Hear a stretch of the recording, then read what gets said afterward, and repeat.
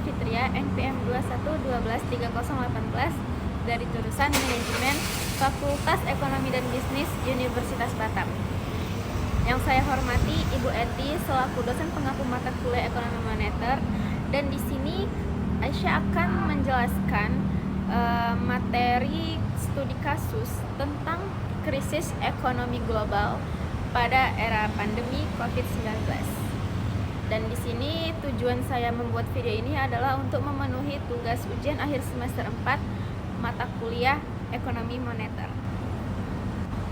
Baik, di sini saya mulai dari pendahuluan tentang studi kasus ini.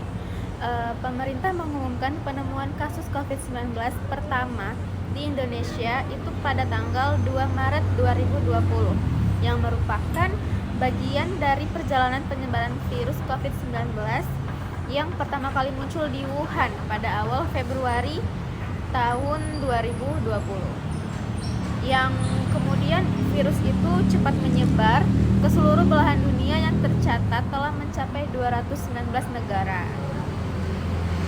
Dampak pandemi COVID-19 ini terhadap perekonomian secara langsung dapat terlihat pada volatilitas harga di pasar saham, karena pasar saham ini itu terlibat langsung dengan volatilitas harga di pasar saham, yang dimana hasil kajian itu menunjukkan bahwa pasar saham merespon secara negatif pertumbuhan kasus konfirmasi COVID-19 dengan menurunnya nilai saham saat jumlah kasus konfirmasi COVID-19 ini meningkat.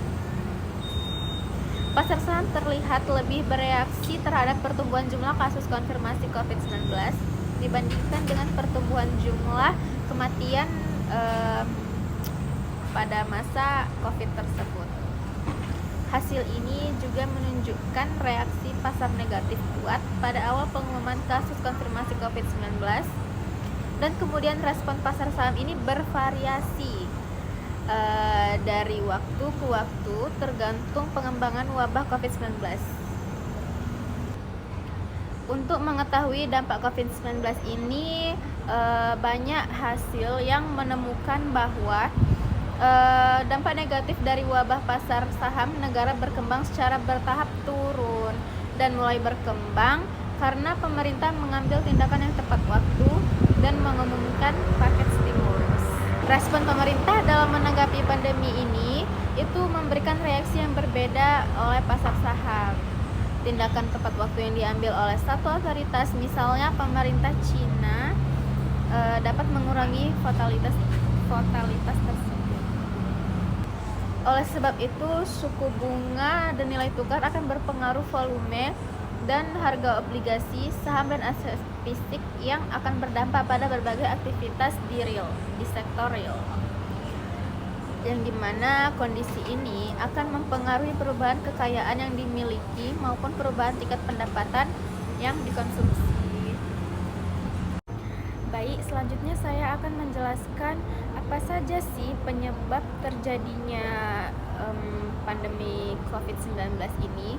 Saya mulai dari krisis ekonomi global pada era pandemi COVID-19 merupakan salah satu krisis terbesar dalam sejarah modern yang disebabkan oleh gabungan antara guncangan kesehatan masyarakat dan dampak ekonomi yang luas dan mendalam.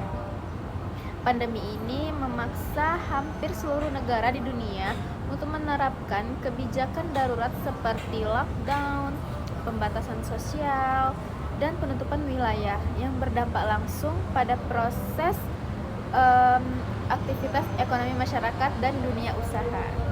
Pasar keuangan juga mengalami kepanikan dengan penurunan tajam harga saham dan instrumen keuangan yang mengakibatkan ketidakpastian yang tinggi dan lemahnya kepercayaan investor terhadap stabilitas ekonomi. Ketidakmampuan sebagian besar pelaku usaha, terutama usaha kecil dan menengah atau UKM, itu untuk bertahan di tengah tekanan ekonomi juga menambah parah krisis ini. Selanjutnya, itu ketimpangan dalam respon kebijakan antar negara, terutama dalam hal kecepatan penanganan kesehatan dan pemberian stimulus ekonomi yang dapat memperburuk dampak krisis ini. Negara-negara berkembang dengan sistem kesehatan yang lemah dan kapasitas fiskal terbatas menghadapi tantangan yang jauh lebih besar dibandingkan negara maju. Selanjutnya, saya akan lanjut ke materi cara menanggulangi krisis ekonomi global ini pada masa COVID-19 tersebut. Ada 7 yang saya simpulkan. Yang pertama ada cara yang pertama yaitu penguatan sistem kesehatan nasional, yang dimana krisis COVID-19 ini menunjukkan betapa pentingnya sistem kesehatan yang kuat dan siap siaga. Pemerintah perlu meningkatkan kapasitas rumah sakit, laboratorium, serta memperkuat sistem deteksi dini penyakit. Investasi pada tenaga kesehatan, fasilitas kesehatan, dan teknologi medis sangat penting agar krisis kesehatan tidak langsung berubah menjadi krisis ekonomi. Yang kedua, ada diversifikasi ekonomi. Negara yang terlalu bergantung pada satu sektor seperti pariwisata atau ekspor komoditas lebih rentan terhadap guncangan global. Diversifikasi sektor ekonomi seperti mengembangkan sektor manufaktur, teknologi, dan pertanian dapat memperkuat ketahanan ekonomi dalam menghadapi krisis global. Yang ketiga, ada penguatan UMKM dan ekonomi lokal, yang dimana itu ekonomi itu memberikan akses lebih besar terhadap pembiayaan, pelatihan digital, dan perlindungan saat krisis akan membantu UMKM bertahan. Ini juga memperkuat ekonomi lokal agar lebih tangguh dalam menghadapi krisis nasional maupun global. Yang keempat, ada membangun cadangan keuangan dan dana darurat. Pemerintah perlu memiliki cadangan loan fiskal atau dana darurat atau buffer yang cukup seperti dana stabilisasi ekonomi untuk digunakan saat kondisi darurat. Ini penting untuk mendanai stimulus ekonomi, bantuan sosial, dan menjaga stabilitas ekonomi. Yang kelima, ada digitalisasi ekonomi dan transformasi teknologi. Pandemi ini mempercepat pergeseran ekonomi digital, di mana pemerintah dan pelaku usaha harus mendorong penggunaan teknologi digital di berbagai sektor, termasuk pendidikan, perdagangan, pelayanan publik, dan industri.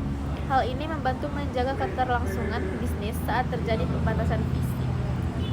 Yang keenam, ada kerjasama internasional yang lebih kuat. Krisis global membutuhkan respon global.